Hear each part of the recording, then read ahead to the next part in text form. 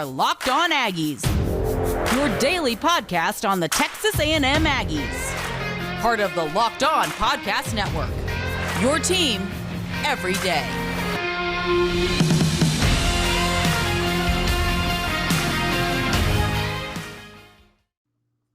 Howdy, everybody, and welcome back into another episode of Locked On Aggies, presented by the Locked On Podcast Network. Cole Thompson back here in the driver's seat talking all things Texas A&M. And today, let's go ahead and get a look at the Arkansas defense. This is a unit that has gotten better underneath Barry Odom in year 2020 to now 2021. And there is a lot to like about this veteran unit going up into Arlington to face off against the Aggies in the Southwest Classic. Before we begin, if you love this podcast and all things SEC talk, make sure you're subscribed to the podcast Locked On SEC with Chris Gordy of Sports Talk 790. Gordy breaks down all 14 teams and everything from college basketball to recruiting and naturally the realm of college football today. Subscribe on the Odyssey app or wherever you get your podcast listening systems. As always, if you love this show, you can follow me on Twitter at Mr. Cole Thompson, name right down there below. How you guys doing? I am the host of the show, and I love public feedback. So anything you can do to make this a more quality-sounding podcast, Monday through Friday, give me a follow, give me a shout-out, and I will add it into the mix. Secondly, Locked On Aggies. Locked On Aggies is your number one source for all things 12th Maine-related content found here on LOP. You can subscribe on iTunes, listen on Spotify, and if you can't do any of that, listen live every single day at LockedOnPodcast.com. So let's talk about this Arkansas defense. Let's go ahead and start breaking it down. Arkansas is a team that right now, and I think for really a while, they've been known for two things: offensive line, defensive line. It didn't really matter if it was in the Chad Morris era, if it was in the Brett Bielema era, if it was in the Bobby Petrino era, the John L. Smith one-year wonder, how that whole thing went down. It didn't really matter. Defensive line play has been always a good thing at Arkansas. They've had a lot of good talent come through. Probably the most recognizable name in the last few years is Trey Flowers. He's now with the Detroit Lions. Had those breakout seasons during his time when he was in New England. Offensive line play, there was a time when Sebastian Tretola was their left tackle. They also had a couple of really good interior offensive linemen. I think they said that if you put all five offensive linemen together, they weighed over 1.5 tons, or if it was 1 ton total or something like that. That's how dominant these two lines are. And it starts up front with this defensive line. When I look at this team top to bottom, it's not that they're good at pass rushing. What they're good at is containing the run. They do a very good job of closing down the gaps, limiting running lanes, and forcing running backs and honestly dual threat quarterbacks to maneuver back around, which then gives their linebackers in Bumper Pool and Tanner Morgan, we'll get into them in a little bit, gives them time to really step up and make some big plays at that first or really even that second level for a minimal gain. I mean, we're talking like a 1 yard gain, a 2 yard gain, setting up a 3rd and 8, a second and 9. Those type of plays. Right now, when you look at Arkansas, they rank 5th in scoring, an average of 16 points per game. They're 9th in the SEC in run defense. They allow teams to average 124 yards per game, but they're 3rd in pass defense, which is really, really good. A&M is actually number 1 in pass defense, allowing 73 yards per game. Arkansas is not that far behind. They're allowing an average of 88 yards per game. They're 5th in total defense, allowing 256 yards per game. Right now, they also have a plus 15 turnover margin. So this is a very good team defensively. And it really started last year. When Barry Odom came to the program, the entire plan was that they would be able to add another element to this game. They wanted to be able to pound down on the defense, on the offenses. They wanted to be able to stop the run. They wanted to be able to contain that area because of, again, all it takes is time. All it takes is just a little bit of time and 1 or 2 really good players in that secondary to kind of close the gap. Now, this isn't to say that, Arkansas secondary is great. They do have a really good safety. Honestly, probably the best safety in the country right now in Jalen Catalon, and we'll get into him in a little bit. But they are known for stopping the run up front. And when you take away the run game, especially at Texas A&M, when you take away that run game, that's when things start to become a problem. Because if A&M is so balanced and they love to play with the run, with Devon Achane, with Isaiah Spiller, with Aniyah Smith, with even Zach Calzada being able to move, they love to move the ball on the ground. And right now, they haven't been able to do it efficiently. They had that really good game to start off the year, over 300 yards rushing against Kent State. They struggled against Colorado a little bit. They didn't really have anything outside those 2 big runs. You take away those 2 big runs from Isaiah Spiller, they're under 100 yards rushing on the day. So there's a lot going into this when I look at this team and I go, ooh, okay, we have got to start looking at where this team's success is. And right now, it's going to be in the passing game. But this is one of those times where maybe the passing game, because of such a veteran roster, you're not going to be able to move the ball efficiently downfield. You're going to have to trust the fact that you have to run the ball. But the problem is they're still good at stopping the run. Bijan Robinson is one of the most undervalued, underappreciated, and still top running backs in the country for Texas. He was averaging 3.6 yards per play, and he didn't get over 69 yards in the afternoon. That's not Bijan Robinson numbers. That's like Isaiah Spiller going for 25 yards on the day. Remember that game against Colorado when he only had like 22 or 24 yards? Yeah, it's the same thing. It's the exact same thing. And that's where things get interesting. Because again, what you have to wonder is, can Texas A&M efficiently move the ball on the ground? Is that going to be their bread and butter? Because we know for a fact right now it's going to be challenging for them to move the ball through the air against this secondary. You know what I hate? Spending money on things that I don't need. And one of the biggest places I always do that is at the auto parts store. I never want to be able to use that money because I think that I can just install the parts myself if I just knew where to look online. Now I do. It's called rockauto.com. RockAuto.com is an online auto parts service system that has been serving customers for the past 25 years. They have everything from engine modules to tail lamps to brake pads. So whether you're trying to just fix up your daily driver or refurbish a cult classic, they have the parts for you. I have an Audi Q5. I was able to find a brand new tail light by just going to rockauto.com, typing in Audi Q5, the year, the make, the model, and the low price. Plus, their prices are second to none. You're not going to be able to find another product like this out on the shelves. Go visit rockauto.com and type in Locked On the How'd You Hear About Us section so they know that we sent you. Amazing selections, reliably low prices, and all the auto parts you will ever need. rockauto.com is the place to be. Locked On Aggies, presented by the Locked On Podcast Network. We're right back here. We're going to go continue this, keep this ball rolling. Who are some players that I really like? Let's just start off with the first one, Grant Morgan. Grant Morgan is the veteran. Grant Morgan is the senior. Grant Morgan is the guy who is going to be leading this defensive front if he is fully healthy. Now, that's the big key. Is he going to be fully healthy? Because Bumper Poole missed some time. I think it was last game, or was it against the second half of Texas? It was one of those. He got hurt. Anyways, he got hurt. So he got hurt. He was missing time. Now you got Grant Morgan. This is your thumper linebacker. This is your guy who's up the middle. He's the guy who's wearing the microphone and the helmet. He's listening to what Barry Odom wants. He is setting up the team's formation. He is basically your run stopper. So the best way to put it, Aaron Hansford for A&M. He is the guy with the microphone. He is the guy with the green dot on his helmet. That's the same thing. He is your thumper. His job is to do one thing and one thing only. Stop the run at the line of scrimmage. Do not let it get to the second or third level of defense. Your job is to close the gap. And so far, he's done a very good job at that. He has like 26 tackles. I think he has like 4 or 5 tackles for losses. He's been playing very well against the run. He's done a very nice job containing also tight ends. That's another thing you have to keep in mind.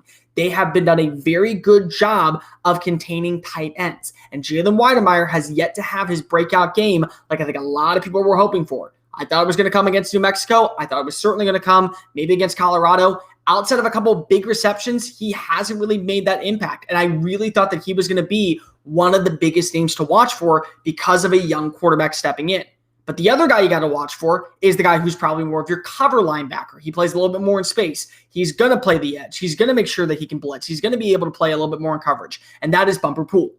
Bumper Poole and Grant Morgan work so well together. They intertwine. They are fabulous. Stopping the run, one playing in space, one playing in coverage, both playing good in zone. They do a very good job of also hiding what they're doing. So there are going to be plays where you see Grant Morgan calling for, they're saying, watch the blitz. They're faking the blitz. They're faking the blitz. He's up. And what they're doing is they're setting Bumper to slowly creep, close the gap. That's exactly what they do. And if you watch it, I think there's a play against Georgia Southern. Grant Morgan's coming down. He is right there. He is right behind the defensive tackle. Right behind the 3 tech. And nobody is paying attention to Bumper Poole, who's walking slowly over, immediately closed the gap. I think the guy got a negative 2-yard rush. That's what Bumper Poole brings to this team. He is very physical. He is one of these guys who can play more of the physicality style of defense. And the other thing that you got to keep in mind, they run a lot of dime formation. So this is a team, the reason why they're so good in pass defense is not only because if they know how to run the ball, it's because of they know how to stop the run game more so because of when you break it down. Sorry about that. When you break it down, they run a lot of dime. So they run a lot of 3-2-6. They're playing a lot of guys inside the backfield. Bumper Pool right now has 30 total stops. He's averaging 10 total tackles per game. He has 2 tackles for losses. And also, you pair him up with Grant Morgan. My bad. Yeah, Grant Morgan. Another guy, 20 total tackles, 2.5 sacks, 2.5 tackles for losses, and half a sack. Then you have your other guy, Trey Williams. This is the guy who on the defensive line is going to add the pressure. This is the guy when you watch him time after time in reps, in snaps, he is going to add the pressure. This is the person who you need to watch for. He has caused havoc for both Hudson Card and Luke McCaffrey. And I'm blanking on the Georgia Southern guy's name, but he right now has 2.5 tackles for losses. He has 2 sacks on the year. My bad. 2 sacks on the year. He also has 11 total tackles. He has 7 pressures so far. He is doing a very nice job closing the gap. I think he also has a forced fumble. They didn't get it back, but I think he caused a fumble. So he does a very good job of closing down easily, signaling where the ball is. And he is the guy that you're probably going to see the most adding pressure to Zach Calzada. So those would be my 3 main guys I would watch for in that front 7. Who would be my main guy to watch for in the back 7? We're going to talk about him next. But before I do any of you have this problem where you constantly are sweating, whether it just be working out, whether it be, you're planning for a big business meeting, whether you're planning for a big date? I can tell you right now, every single day after my show on Sports Map Radio Network, I come home, I go work out, and then I come back, I shower, and I'm still sweaty.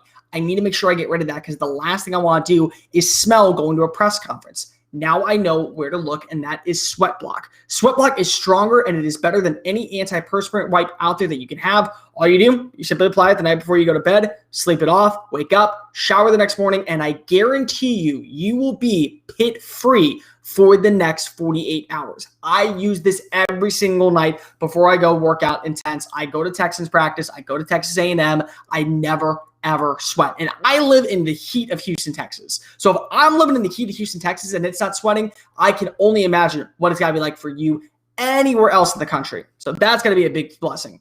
Go ahead and visit sweatblock.com and use the promo code LOCKEDON to receive a 20% welcome bonus with your first purchase. That's promo code LOCKEDON at sweatblock.com, 20% off. Stop the sweat. Don't get nervous anymore. You have it under control. Use it with Sweatblock. College football and the NFL season are right back in action, and with it, that means bets are at an all-time high. So when you go ahead and make the bets, make sure you go to the one place we love and the one place we trust. That's BetOnline.ag. BetOnline.ag is easily the #1 source for all things bets. Get daily wagers, picks, odds, and much, much more. You can parlay whatever you're looking for, from football to basketball to boxing to NHL to college basketball to the NBA coming back to UFC and much, much more. Stop sitting on the sidelines and get into the action. Go ahead and get up to 100% of your welcome bonus back when you use the promo code NFL100. BetOnline.ag, your online sportsbooks experts. Locked On Aggies, presented by the Locked On Podcast Network. Betting on college football does not have to be a guessing game when you listen to the brand new Locked On Bets podcast with your boy Q and handicapping expert Lee Sterling. The daily picks, wagers, Lee's locks of the day, and much, much more when you subscribe to the new Locked On Bets podcast presented by BetOnline.ag, wherever you get your podcast listening systems. So the number one guy, not even close, the number one guy you got to watch for Texas A&M is Jalen Catalon. You got to watch for Jalen Catalon. This is going to be a guy who is easily causing you so much havoc, so much pain, so much stress. This is the guy. And Jimbo Fisher came out and said it. They said multiple times, they love this kid.